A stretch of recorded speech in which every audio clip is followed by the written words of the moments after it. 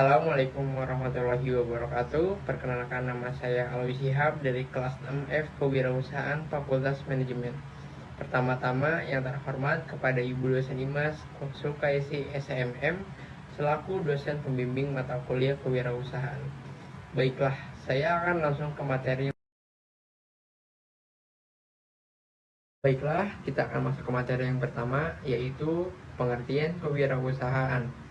Dalam menjalankan atau memulai usaha, seseorang wirausahawan harus memiliki pengetahuan yang cukup agar usahanya tetap berjalan dengan lancar dan mampu mengatasi permasalahan yang muncul dalam proses menjalankan usaha tersebut. Etika kewirausahaan syariah. Yang pertama, keadilan. Yang kedua, transparansi. Yang ketiga, tanggung jawab sosial. Yang keempat, larangan riba atau bunga. Yang kelima, larangan riba ganda. Yang keenam, larangan riba nasiah. Yang ketujuh, larangan masyir dan maisir. Yang kedelapan, larangan garor. Yang kesembilan, etika kerja. Memahami dan mengikuti etika kewirausahaan syariah adalah penting bagi para pengusaha yang ingin menjalankan bisnis sesuai dengan prinsip Islam. Hal ini dapat membantu membangun kredibilitas, kepercayaan, dan keberlanjutan bisnis dalam jangka panjang. Mental wirausaha syariah juga harus mencerminkan yang pertama, sikap optimis, yang kedua, berpikir kreatif dan inovatif, yang ketiga, memiliki tujuan yang tinggi dalam mencapai keberhasilan, yang keempat, syariah yang didasarkan pada penekanan ketaatan kepada Allah, yang kelima, ketidakcenderungan terhadap dosa atau kejahatan. Yang kedua, ada ruang lingkup. Ruang lingkup kewirausahaan merupakan disiplin ilmu yang membahas tentang nilai dan kapasitas dari perilaku seseorang dalam menghadapi resiko agar bisa menemukan peluang berwirausaha. Ruang lingkup dibagi menjadi 6 bagian, yaitu agraris, perikanan, peternakan, industri, perdagangan, dan pelayanan jasa. Contoh-contoh ruang lingkup. Yang pertama, ada ruang lingkup agraris, adalah kewirausahaan yang bergerak di bidang pertanian seperti misalnya perkebunan dan kehutanan. Contohnya, perkebunan teh, pertanian jagung, dan hutan karet. Yang kedua, ada ruang lingkup perikanan, adalah kewirausahaan yang bergerak di bidang perikanan seperti misalnya tambak ikan dan pemancingan. Yang ketiga, ada ruang lingkup peternakan, adalah kewirausahaan yang bergerak di bidang peternakan seperti misalnya peternakan ayam, kambing, dan sapi. Yang keempat, ada ruang lingkup industri, adalah kewirausahaan yang bergerak di bidang industri seperti misalnya kerajinan tangan dari bambu. Yang kelima, ada ruang lingkup perdagangan, adalah kewirausahaan yang pekerjanya bekerja sebagai misalnya pedagang toko kelontong atau brand produk pribadi. Yang keenam, ada ruang lingkup pelayanan jasa, adalah kewirausahaan yang pekerjanya bekerja sebagai pemberi jasa, misalnya tukang cukur, biro jasa travel, dan desain grafis. Berikut adalah pentingnya kewirausahaan. Yang pertama, disiplin. Contohnya seperti pandai mengatur waktu dan mampu menetapkan tujuan. Yang kedua, jujur. Kejujuran adalah salah satu sifat yang harus dimiliki seorang wirausaha. Memang dengan jujur akan mendorong lebih banyak konsumen untuk membeli produk yang kita pasarkan. Yang ketiga, kemandirian, yaitu mengambil keputusan dengan cepat dan tidak terlalu mengandalkan orang lain untuk mengambil keputusan. Manfaat kewirausahaan yaitu yang pertama, kita berpeluang untuk menentukan nasib sendiri. Yang kedua, berkesempatan untuk menentukan perubahan. Yang ketiga, berpeluang untuk mewujudkan potensi. Yang keempat, berpeluang untuk mendapatkan keuntungan. Dan yang kelima, berpeluang untuk melakukan hal-hal yang kita sukai.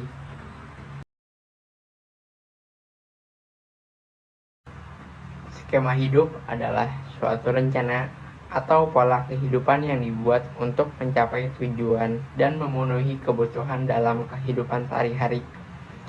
Skema hidup dapat meliputi berbagai aspek kehidupan, seperti karir, pendidikan, kesehatan, hubungan sosial, dan keuangan. Skema hidup saya berniat mengarahkan niat yang baik untuk memulai bisnis saya. Saya tidak memikirkan diri saya sendiri atau keluarga saya. Saya juga harus dan ingin bisnis saya berguna dan bermanfaat untuk orang banyak dan tidak semata-mata berbisnis untuk mencari keuntungan saja, tetapi juga untuk mendapatkan berkah dan ridho dari Allah Subhanahu wa Ta'ala. Saya berniat jika usaha saya sudah besar, saya akan membuka lapangan pekerjaan pada orang yang membutuhkan pekerjaan dan memberangkatkan umroh bersama-sama dengan keluarga saya dan memberikan Al-Quran pada masjid-masjid pada daerah terpencil. Skema bisnis saya yang pertama-tama, untuk memulai bisnis saya melihat passion atau bakat yang saya bisa untuk bisnis saya. Jika sudah, saya melihat apa produk yang pasar butuhkan dan bisa diterima oleh masyarakat dan bertahan lama. Dan saat menghadapi pesaing, saya tidak boleh lemah dan tetap semangat dengan cara memotivasi tim saya dan pastinya diri saya sendiri, dan lalu mencari kelebihan pesaing dan melihat kekurangan yang ada pada usaha saya. Dengan begitu, saya dapat memperbaiki apa yang kurang dari usaha saya. Lalu selalu melibatkan Allah agar usaha saya berjalan dengan lancar dan berkah.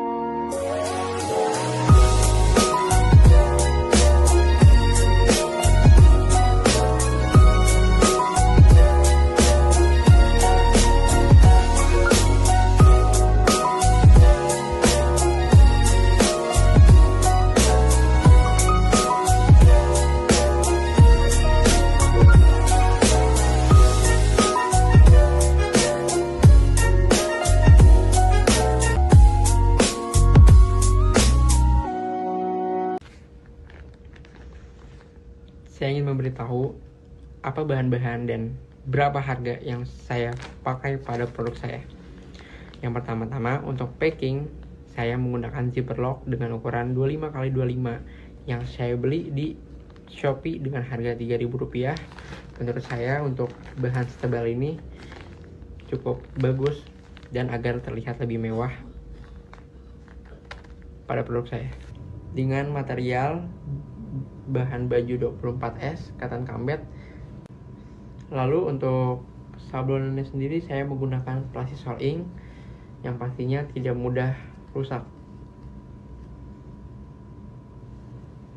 Dan model baju yang saya gunakan adalah oversize. Karena oversize banyak dicari oleh kalangan pemuda seperti saya. Harga yang saya dapatkan dari konveksi dengan harga Rp65.000, saya menjual produk saya di pasarnya dengan harga Rp110.000. Dan alhamdulillah saya memproduksi 1 bulan yang lalu dan sudah habis sekitar 21 piece.